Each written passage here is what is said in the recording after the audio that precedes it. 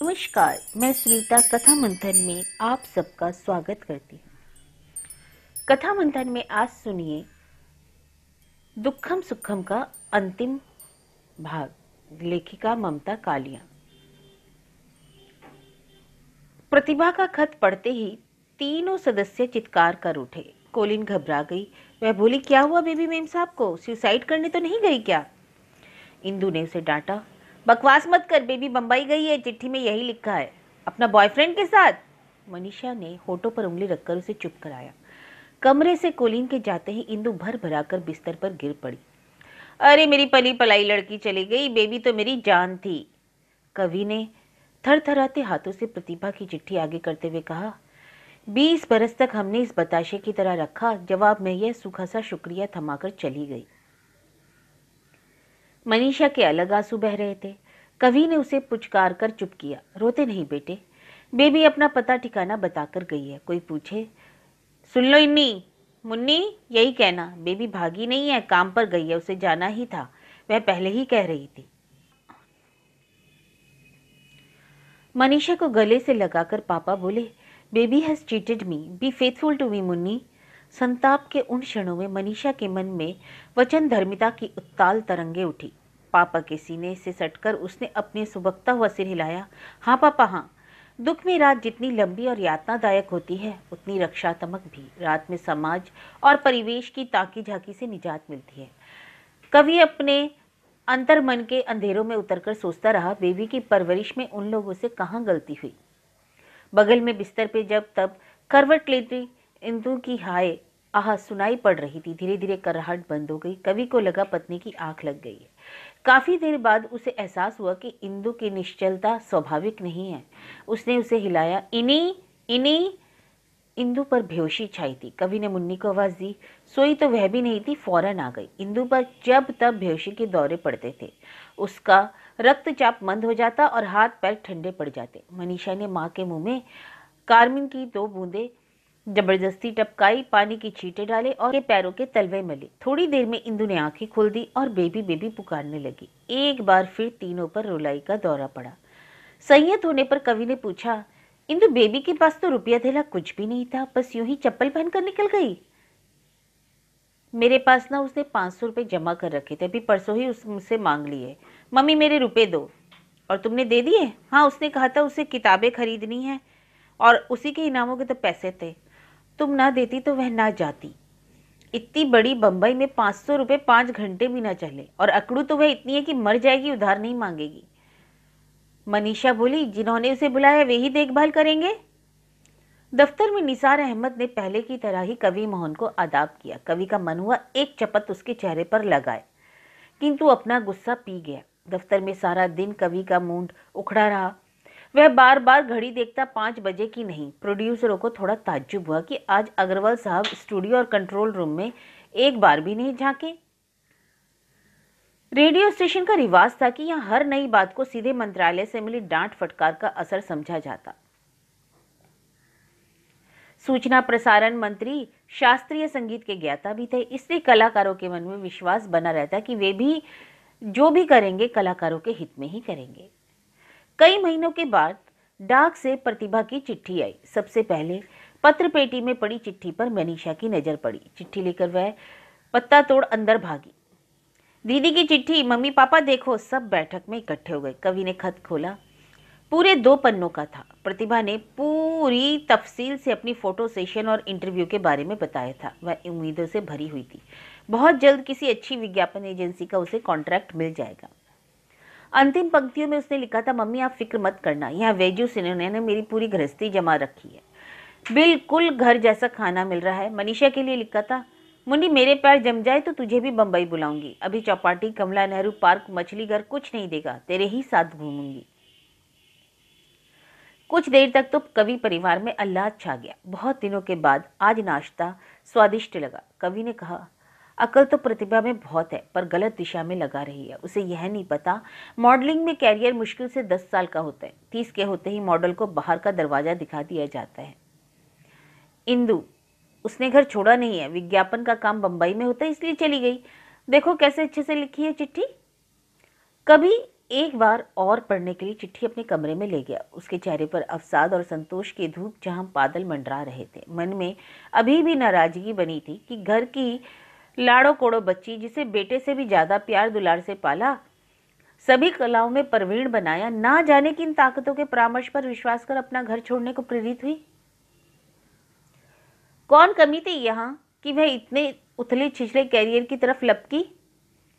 संतोष तो बस इस बात का कि शहर में किसी ने प्रतिभा की अनुपस्थिति को चरित्रहीनता से जोड़कर अपवाद पैदा नहीं किया। कवि के दुश्मनों ने भी सिर्फ इतना कहा, अग्रवाल साहब ने नसीहतें दे देकर बच्ची को इतना सताया होगा कि वह भाग खड़ी हुई। अभी प्रतिभा के बारे में मथुरा से कोई खबर नहीं की थी कवि ने। क्या फायदा, जीजी और दादाजी वैसे ही अकेले अस्वस्थ असहाय हैं, उन्हें एक धक्का और क्यों दिया जाए। इंदु ने बेबी की चिट्ठी बार बार पढ़ी। पढ़ते हुए कभी हंसी कभी रोई। फिर उसने चिट्ठी अपने तकिए के नीचे दबा ली। बिस्तर पर लेटे हुए उसे दूर बचपन की बेबी दिखती। कैसा रूप था मेरी लाली का। कहीं बाहर उसे लेकर जाती तो लोग रास्ते पर रुककर उसे देखा करते। वह उसे जो भी रंग पहनाती उस पर फूट फूट कर खिलता। उसकी दादी हर बार टोकती, अरे इंदु, मैंने कितनी बार कहा है कहीं छोरी को लाल रंग ना पहनाया कर, आए नजर लग जाए है। काला नीला हरा गुलाबी हर रंग पर यही नसीहत मिलती। क्योंकि बाहर से लौटकर बेबी की तबीयत थोड़ी खराब हो जाती। कभी उसकी नाक बहने लगती, कभी आंखें आ जाती, तो कभी पेट चल निकलता। अभी 6 बरस की नहीं हुई थी कि कवि ने उसे 2 हाथों में तश्तरी थमाकर नाचना सिखाया था। ए मालिक तेरे बंदे हम, ऐसे हो हमारे करम। दादी ने तभी टोक भी दिया था, यह दम निकलने वाला कौन सा गाना हुआ, हमें से नचनिया नाय बनानो है, रहने दे कभी। मनीषा फूल की तरह हल्का महसूस कर रही थी क्योंकि उसकी मम्मी पापा खुश थे। वह सोच रही थी कि चलो, दीदी ने इतना तो सोचा कि चिट्ठी लिख दी। पता नहीं क्या कर रही होगी दीदी, कौन उसके कपड़ों की तह लगाता होगा, कौन किताब पढ़कर सुनाता होगा। याद तो आती ही होगी ना मुन्नी की। इस वक्त मनीषा को बहन की सिर्फ अच्छी बातें याद आ रही थी। एक बार मनीषा के पैर में फोड़ा निकला था। पैर जमीन पर रखना दुश्वार हो रहा था। इम्तिहान के दिन थे। सुबह से रो रही थी कि मेरा पेपर छूट जाएगा, मैं फेल हो जाऊंगी। प्रतिभा ने उससे कहा, चल आटे की बोरी बन जा मेरी पिद्दी पर, मैं तुझे स्कूल ले चलूं। मम्मी पापा है करते रह गए। दीदी ने उसे पद्दी पर चढ़ाकर स्कूल भी पहुंचा दिया। एक बार 3rd स्टैंडर्ड में मनीषा के नंबर थोड़े पिछड़ गए थे। वह अव्वल की जगह 3रे नंबर पर आई थी। रिपोर्ट कार्ड लेकर घर जाने में उसे भय हो रहा था कि पापा मारेंगे या सजा देंगे। तब प्रतिभा उस बार 5वीं में फर्स्ट आई थी। उसने अपना रिपोर्ट कार्ड मनीषा को देकर कहा, डर मत, तू यह वाला दिखा देना, मैं तेरा वाला दिखा दूंगी। किंतु यादें ज्यादा सुहानी नहीं रहती। बीच के बरसों में प्रतिभा का उसे बार बार टोकना रोकना बेबाद दौड़ाना भी मनीषा को भूला नहीं था। दिन में 2-4 बार उसे क्रैक और हाफ क्रैक कहना भी बड़ी बहन का शगल था। घर में प्रतिभा ऐसे रहती जैसे कमल के पत्ते पर ओस की बूंद, और वह समस्त काम का बोझ मनीषा पर टाल देती, कहीं उसके हाथ मैले गीले ना हो जाए। यहाँ तक कि मम्मी के बीमार पड़ने पर भी वह चौके में हाथ ना बटाती। वह पापा से कहती, पापा कोलिन को भेजकर खाना ढाबे से मंगाते हैं, मुंह का स्वाद बदल जाएगा। पर यह न सोचती कि मरीज क्या खाएगा। तब मनीषा ही रसोई का रुख करती कि जैसी भी उसे आती हो, मम्मी के लिए लौकी की सब्जी और मूंग की दाल ही उबाल दे। और अब वह मनीषा को ऐसी परिस्थिति में फंसा गई थी जिससे निकलने की राह आसान नहीं थी। उसके ऊपर अपने आचरण की जिम्मेदारी तो अपनी जगह थी, अपनी बहन के आचरण का निराकरण भी उसे ही करना था। घर से निकलने के बाद हर दिन जीवन की पाठशाला में एक नया अध्याय जोड़ता है। यह तथ्य और सत्य पिछले 1 वर्ष में जितना प्रतिभा ने जाना, उतना कोई लड़की नहीं जान सकती। यह ठीक है कि उसे सिर छुपाने की जगह के लिए संघर्ष नहीं करना पड़ा। वैजयंती और सुनैना ने उसे स्टेशन पर ही रिसीव कर लिया। उसने पाया उन दोनों लड़कियों के पास गोरे गांव के यशवंत नगर में 3 बेडरूम का कॉटेज फ्लैट है। उन्होंने खुले दिल से एक कमरा प्रतिभा को दे दिया। नाश्ते में साबूदाने की खिचड़ी और कॉफी मिली, जो घर के खाने नाश्ते से एकदम हटके थी। दोनों समय शकुबाई नाम की सेविका आकर खाना बना देती। वैजू और सुनैना ने पहले दिन ही भोजन के पश्चात प्रतिभा पर स्पष्ट कर दिया कि हमारी अकादमी का सिद्धांत है, परिश्रम ही सफलता दिलाता है। सबसे बड़ी बात यह है कि डांस स्कूल ही हमारी इनकम की नींव है। तुम जिस मॉडलिंग का सपना देकर यहाँ आई हो, वह हमने भी करके देखा। वहाँ बड़ी गला काट दौड़ है। आज एक विज्ञापन मिला, फिर कहो तो 6 महीने तक कुछ नहीं। कहीं विज्ञापन बनने के बाद रिजेक्ट हो जाए तो मॉडल को बेवजह मनहूस करार कर देते हैं। डांस स्कूल में 50-60 बच्चे हमेशा रहते हैं। हमारी मानो तो तुम भी इसी को अपनी जीविका समझो। जो आमदनी होगी उसका 20% तुम्हारा। प्रतिभा को ना चाहते हुए भी शर्तें स्वीकार करनी ही थी। उसके पास और कोई विकल्प भी नहीं था। मात्र एक विकल्प था कि हारे हुए सिपाही की तरह घर नहीं लौटना है। प्रतिभा के हिस्से सुबह की कक्षाएं आई थी। पहला पीरियड 7 बजे जूनियर्स का होता। छोटी गुलगुली गदबदी बच्चियां जिन्हें अभी ठीक से चलना भी नहीं आता था, आंखें मलती डांस सीखने पहुंच जाती। कुछ तो आसपास की थी, 2-3 दूर की थी जिनके पिता उन्हें छोड़ जाते। प्रतिभा को सुबह जल्द उठने का अभ्यास ना था। अक्सर उसकी नींद बच्चों की कॉल बेल पर ही टूटती। एक दो बच्चे बैठे इंतजार करते रहे और प्रतिभा को तैयार होकर आने में देर लगी। वैजयंती ने अपने कमरे से अलार्म क्लॉक लाकर उसके कमरे में रख दिया। प्रीति डियर, 6:30 बजे का अलार्म सेट कर लो। आधा घंटा बहुत होता है तैयार होने के लिए। तुम्हें तो निर्मित होकर बस मुंह धोना ही होता है। वेजू और सुनैने का रंग दबा हुआ था। वे स्नान के बाद जो मेकअप चेहरे पर चढ़ाती तो वह फिर रात को ही धुलता। और प्रतिभा का रंग गोरा था। तीखे नैन नक्श खुद उसका श्रृंगार थे। वह नित्य भारती की परंपरा के से सुबह सफेद सलवार कमीज पहनकर तैयार होती, लेकिन सुबह जागना उसे घर जाता। बड़ी शिद्दत से अपना घर और कमरा याद आता, जहां वह सुबह 8 बजे तक सोती और तभी उठती जब मम्मी या कोलिन उसे चाय का प्याला थमाती। आखिरकार 12 तारीख के साथ साथ निजार सर आए। अकेले नहीं, उनके साथ उनका एडवर्टाइजिंग की पूरी टीम थी। वे सब वेजू और सुनैना को पहले से ही जानते थे। इमरान खान के साथ कैमरामैन नरिंदर बेदी और रोजी पिंटो भी थी, जिन्होंने तय किया कि आज ही फोटो सेशन शूट कर लिया जाए। 1-2 शॉट्स उन्होंने नृत्य मुद्रा में प्रतिभा के वहीं ले लिए और बाकी के लिए वे सब उसे लेकर आर्य मिल्क कॉलोनी के हरियाले परिसर में चले गए। बेदी ने प्रतिभा को हर कॉन से क्लिक किया और अंत में कैमरा समझते हुए बोला, शी इज फैंटास्टिक। खाली होते ही प्रतिभा ने निसार सर को घेरा। मेरे पापा कैसे हैं? आपके साथ कोई लड़ाई झगड़ा? दुखी इंसान सबसे पहले अपने आप से लड़ता है, निसार सर ने जवाब दिया। जब से तुम गई हो, अग्रवाल साहब का गुस्सा भी कहीं चला गया है। एकदम चुपचाप तुम्हारा गम पी गए। प्रतिभा का मन भरा है। यहाँ आकर तो मैं डांस टीचर बनकर रह गई हूँ। यहीं बनना था तो पूना क्या बुरा था। एक बार ब्रेक मिलने की देर होती है, फिर तुम अलग कहीं रह लेना। तुम्हारी हिफाजत करना कौन आसान है। फोटो सेशन के बाद इंटरव्यू में भी प्रतिभा ने सबको प्रभावित कर दिया। उल्का एडवर्टाइजिंग ने 1 साल का अनुबंध किया, मगर सीईओ इमरान ने कहा, यह प्रतिभा का नाम बड़ा वेढब है, तुम्हारा नाम बदलना पड़ेगा। मॉडलिंग की दुनिया में छोटे नाम चलते हैं, तुम्हारा नाम बहार या निखार जैसा कुछ कर दें। इस पर प्रतिभा ने ऐतराज किया, बहार निखार तो बड़े खराब नाम है। प्रतिभा का नाम बदलने पर छोटा हो सकता है, जैसे प्रीति या प्रिया। एकदम से बदल देना तो गलत है। हाँ, प्रीति कुछ ठीक है। वैसे प्रीति लता नाम की एक और मॉडल त्रिकाया में है। मेरा ख्याल है कॉन्ट्रैक्ट में प्रीति अग्रवाल लिख दिया जाए। इसी नाम से इनका बैंक खाता भी खुलवाना होगा, निसार ने कहा। मॉडलिंग के कैरियर का सूत्रपात प्रतिभा के लिए सौंदर्य साबुन के प्रचार के लिए बनी विज्ञापन फिल्म से हुआ। वर्षों से इस्तेमाल में आ रहा यह साबुन, हिंदुस्तान प्रोडक्शन के इस सौंदर्य साबुन में अब कुछ परिवर्तन किए गए थे। ना सिर्फ साइज वरन खुशबू और रंग भी बदल दिया। इन्हीं विशेषताओं को दर्शाता एक जोरदार जिंगल था जो फिल्म की पृष्ठभूमि में बजना था। प्रतिभा को यह करना था कि खंडाला के जलप्रपात में इस साबुन से नहाना और हंसना था। निर्देशक की हिदायत थी, आंखें खुली रखनी है, साबुन की टिकिया हाथ से न छूटे और यह ध्यान रखना कि जरा भी झिझकना नहीं। सिर्फ 1 मिनट की फिल्म थी, लेकिन इसके लिए कितनी तैयारी, तामझाम और तकलीफ गवारा की गई, यह प्रतिभा ने पहली बार देखा। जहां तक कि उल्का की और एक डॉक्टर का भी इंतजाम था।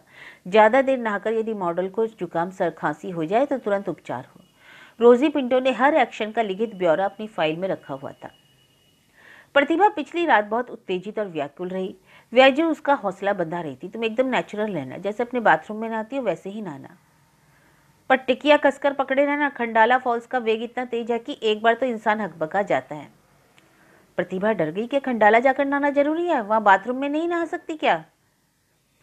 लोकेशन का भी आकर्षण होता है। खंडाला फॉल्स देखने में किसे नहीं पसंद आता। इस साबुन की शूटिंग तो पहले भी हमेशा खंडाला फॉल्स में ही है, लकी माना जाता है ये। पर मुझे लग रहा है मैं तो फंस गई। इतने लोगों के सामने नहाने का दृश्य, मॉडलिंग जगत में नहाने का दृश्य प्रवेश द्वार होता है, इसे पार कर गई तो मॉडल बन गई समझो। यह तो अगले दिन लोकेशन पर पहुंचकर ही पता चला कि इस विज्ञापन फिल्म पर, जिस देश में गंगा बहती है, फिल्म का जबरदस्त प्रभाव था। प्रतिभा के जिस्म पर बिल्कुल पद्मिनी शैली में सफेद साड़ी लपेटी गई।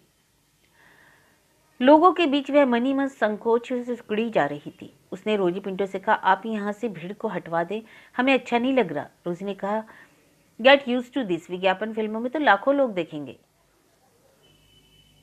फिर भी इमरान ने ताली बजाकर भीड़ को रफा दफा करने की कोशिश की। जैसे ही प्रतिभा जलप्रपात के नीचे पहुंची, बर्फीले ठंडे पानी के स्पर्श से उसका सर्वांग कांप गया। वह तो हमेशा गर्म पानी से नहाने की अभ्यस्त रही थी, यहाँ तक कि गर्मियों में भी वह गर्म पानी से नहाती थी। एक बार उसका मन हुआ कि इस विज्ञापन जाल से मुक्त होकर वापस चली जाए पूना, जहाँ घर की सुरक्षा और सुविधा उसका इंतजार कर रही थी। लेकिन उसने पाया कैमरा, निर्देशक, स्पॉट बॉय सब अपनी पोजीशन ले चुके हैं। वापस निकल भागने के सभी रास्ते बंद थे।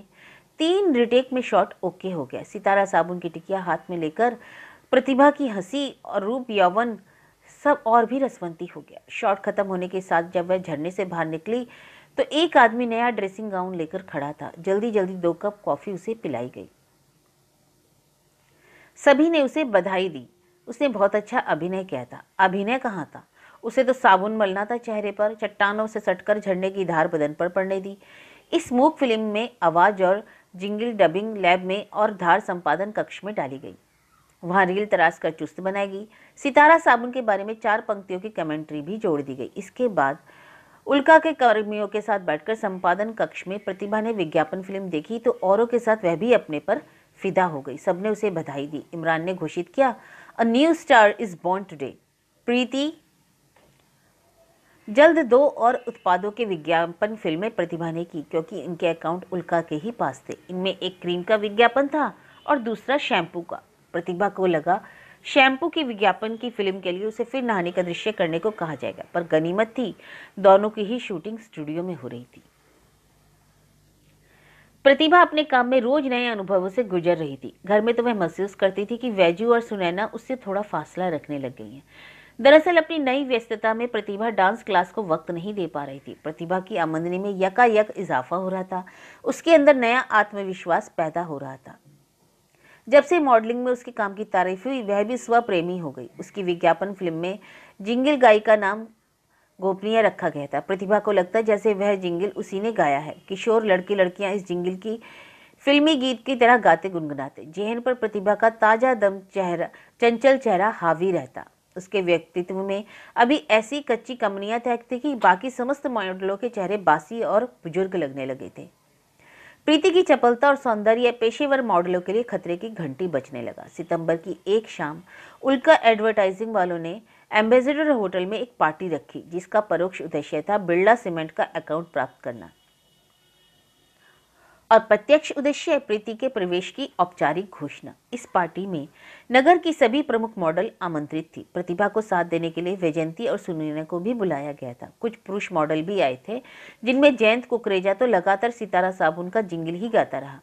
विवेक पसरीचा बार बार प्रतिभा के पास आकर कहता, मैं तुम्हारे बारे में थोड़ा और जानना चाहता हूँ। प्रतिभा सबसे खुलकर मिल रही थी, अपने प्रति व्याप्त सराहना पहचान रही थी। लेकिन जब किसी ने उसके हाथ में विस्की का गिलास देने की कोशिश की तो एकदम कठिन और गंभीर हो गई। मैं बिल्कुल नहीं पीती, एक्सक्यूज मी। रतन ने व्यंग कहा, यह तो अभी दूध पीती है, इसे दूध पिलाओ। प्रतिभा ने अपनी बड़ी बड़ी आंखें हैरत से रतन पर टिकाते हुए कहा, अरे आप तो बिल्कुल मेरी दादी माँ की तरह बोल रहे हैं। और हॉल में एक जबरदस्त ठहाका लगा। रतन वधवानी एकदम अपदस्थ हो गई। उस शाम सब लोग उसे दादी माँ संबोधन देते रहे। वह कुड़ती रही और प्रतिभा को खूनी नजरों से घूरती रही। बाकी मॉडल भी प्रतिभा के सामने फीकी पड़ रही थी। हालांकि उन्होंने चटक कपड़े पहने हुए थे। प्रतिभा ने काले रंग की साड़ी ब्लाउज पहना था, जिस पर सितारों का काम था। वह महफिल का चांद नजर आ रही थी। वेजू ने चुस्त सलवार कमीज पहना था और सुनैना ने चनिया चोली। सपना सारंग टॉप और स्ट्रेच पैंट्स में थी और पर्सिस मैक्सी में। कोई अपनी अदा से तो कोई अपने अवयवों से पार्टी में जमने की कोशिश में था, पर पार्टी का फोकस थी प्रतिभा। जैसे तय हुआ था, इस बार निसार सर जब पूना से आए, उन्होंने महसूस किया कि गोरेगांव उपनगर से कफ परेड तक आने जाने में प्रतिभा को वक्त और श्रम दोनों बर्बाद होता है। उल्का के मालिक पहले कई बार कह चुके हैं कि प्रीति को कहीं आसपास कमरा लेना चाहिए। प्रतिभा निसार सर की सलाह के बिना कोई रद्दोबदल करना नहीं चाहती थी। हर इतवार मुझे मुंबई की दौड़ लगानी पड़ती है, निसार ने कहा। इससे तो अच्छा है कि मैं नौकरी छोड़कर तुम्हारे सेक्रेटरी बन जाऊं। सर, आपके लिए तो मैनेजर की पोस्ट भी छोटी है, आप तो मेरे गॉडफादर हुए। वह तो ठीक है, पर तुम्हें एक बार पूना जाकर शक्ल दिखानी चाहिए। कितने महीने हो गए तुम्हें आए हुए? डरती हूँ कहीं पापा ने गेट आउट कह दिया तो। इसकी गारंटी मैं नहीं दे सकता, पर फिर भी घर तो घर ही है। खैर, अभी तो तुम्हारा यह फैशन टूर का प्रस्ताव आया है। लेक में फैशन वीक है, दिल्ली, जयपुर और लखनऊ में लाइव शो करा रहे हैं। पूरा प्रीपेड टूर है, 50,000 ऊपर से और मिलेगा। मेरा 10% याद रहेगा ना तुम्हें? अरे आप पूरा रख लीजिए सर, मैंने तो कभी लाइव शो किया ही नहीं, क्या करना होगा? वहां बताने वाले होंगे, बस यह समझ लो कि नामी गरामी फैशन डिजाइनरों की बनाई गई पोशाकों में सजकर रैंप पर चलना, मुड़ना और फिर चलना है। देखो ऐसे कहकर निसार सर ने कमर पर हाथ रखकर चलने का अभिनय किया। वैजू सुनैना भी प्रतिभा के साथ हंसने लगी। कितनी लकी है तू प्रीति, तुझे निसार सर जैसे सलाहकार मिले। हमें तो अब मॉडलिंग के ऑफर भी मिलना बंद हो गए। निसार ने कहा, माशा अल्लाह, अभी आप लोगों की उम्र ही क्या है, 30 के पहले ही रिटायर हो जाओगी तो खाओगी क्या? दरअसल हम इस डांस के रूटीन से बंध गई है, फील्ड से हमारा कनेक्ट छूट गया है। आपको काम दिला सकता हूँ, पर 20% मेरा हिस्सा होगा। 15 का रेट है। वैजू बोली, मुझे कुछ बचता ही नहीं, पूना से बंबई तक की भागदौड़ काफ़ी महंगी पड़ती है। जमता है तो बोलो, मेरे पास एक टूथपेस्ट का और एक घी का प्रपोजल है, कल तक मॉडल बतानी है।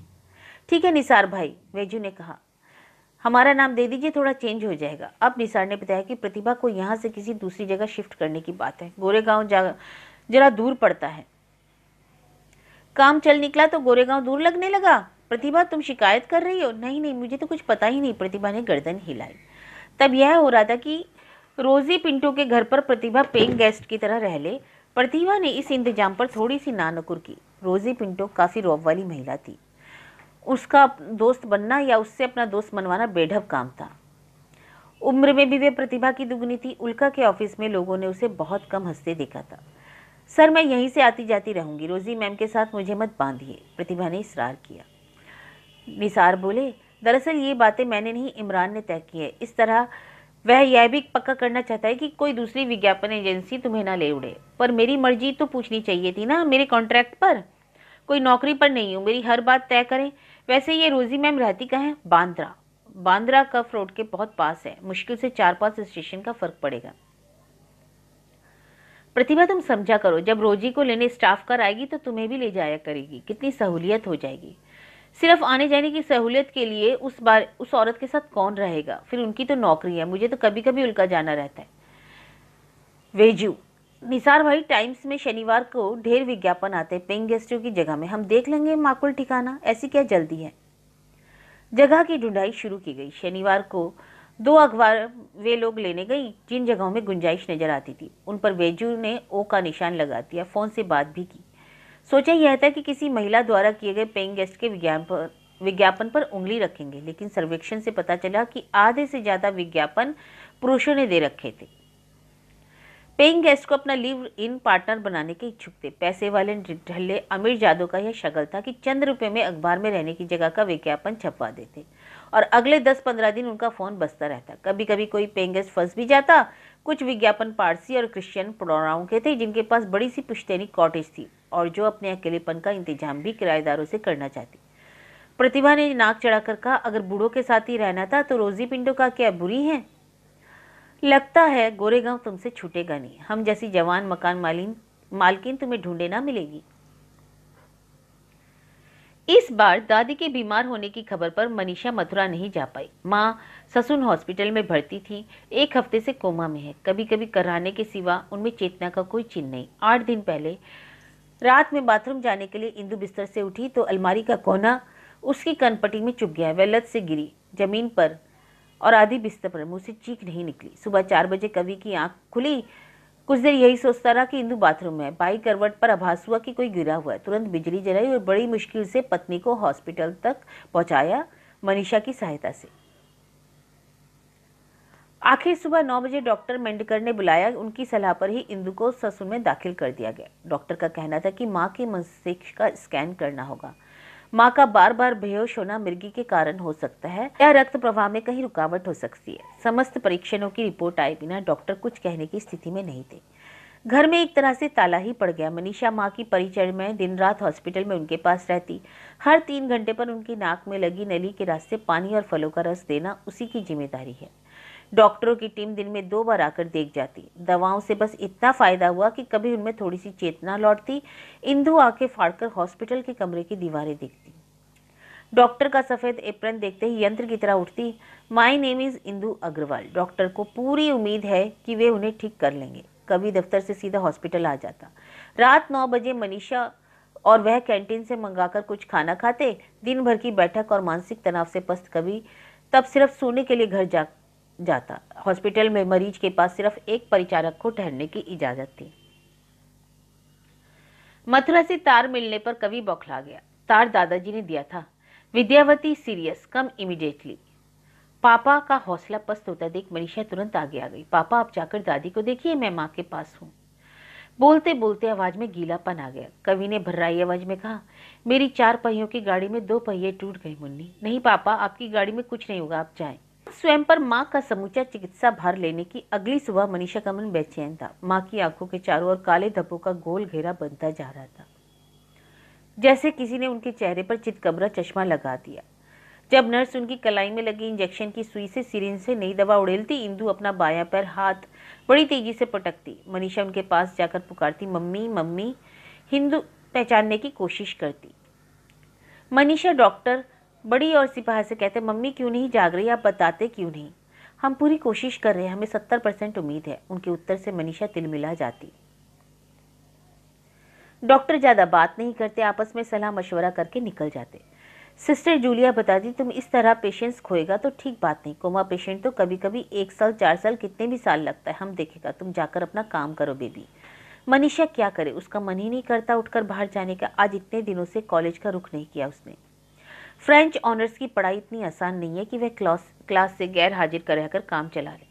उसे बारी बारी से कई लोगों ने हॉस्पिटल में समझाया कि कोमा के मरीज के साथ सबसे अच्छी बात यह है कि हर वक्त देखभाल नहीं करनी पड़ती, बस हर 3 घंटे पर मुंह में लिक्विड डाइट डाल दो, छुट्टी। लेकिन मनीषा को हर पल इंतजार रहता, शायद माँ अब आंखें खोल दे। एक दिन उसकी क्लास से कुछ लड़के लड़कियां माँ को देखने हॉस्पिटल आए। उस कुर्गी लड़के ने मनीषा के हाथ से कहा, बाय गॉड, अपनी मम्मी से ज्यादा बीमार तो तुम लग रही हो, तुम्हें क्या हो गया? ऐसे तो एक दिन तुम डिजॉल्व हो जाओगी हवा और पानी में। जिमी का लंबा कद, भूरे बाल और भूरी आंखें मनीषा को बहुत पसंद थी। पूरी क्लास में बस जिमी ही उसे अच्छा लगा। उसकी चिंता देख मनीषा का मन भर आया, लेकिन टिप्पणी पर सोचने पर से लगा वह जरूर बहुत उलझुल लग रही होगी। सभी दोस्त थोड़ी देर में चले गए। शाम को बाथरूम के आईने में अपने आप को देखकर मनीषा एक बार पहचानने ही नहीं पाई। चेहरे की त्वचा सूखी निस्तेज लग रही थी, बिना काजल, आंखें एकदम खाली खोखल, होठों पर पपड़ी जमी। कौन कहेगा कि यह 18 साल की लड़की का चेहरा है? उसने एक बार फिर अपने को जिमी की नज़रों से देखा। उसे लगा वह लड़का अपनी सूची से मनीषा का नाम काट चुका है। रात को सोने से पहले उसने मुंह धोकर कोल्ड क्रीम लाई, जिससे सुबह तक उसके चेहरे पर कुछ चमक लौटी।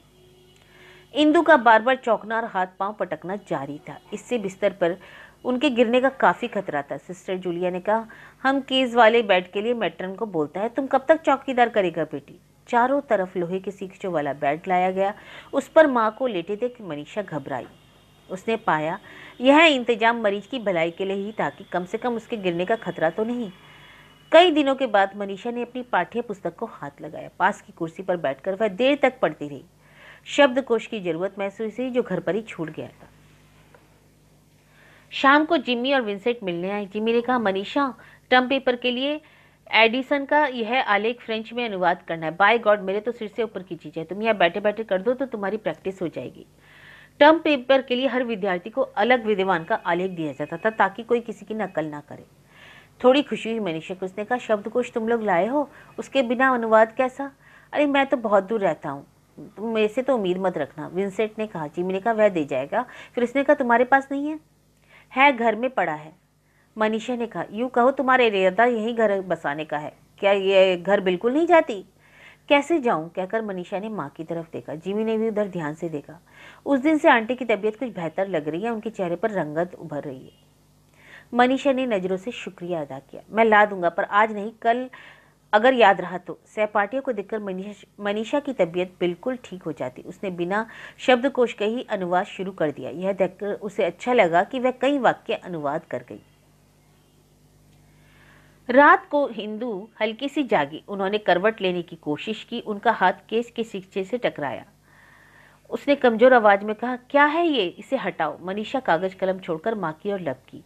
उसने पीछे से सीखचा पकड़ा हुआ था, उसे हिलाने की कोशिश निष्फल कर रही थी। मनीषा ने खुशी से कहा, मम्मी मम्मी, इंदु ने आंखें खोली। यह सब किसने लगाया? मेरे बिस्तर कहाँ गया?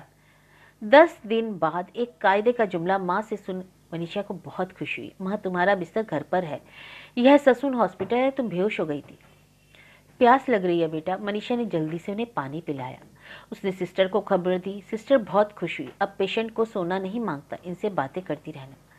मनीषा को लगा अगर मथुरा वाले घर में फोन होता तो वह पापा को बता देती। उसका ध्यान दादी माँ की तरफ गया। पता नहीं कैसी होंगी।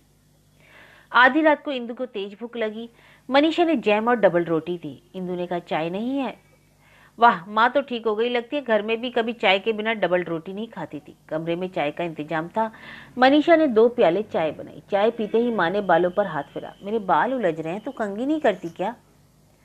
मनीषा क्या बताती कि बेहोश पड़े व्यक्ति की कंघी वह कैसे करती। कंघा लेकर वह माँ के बाल संवारने लगी।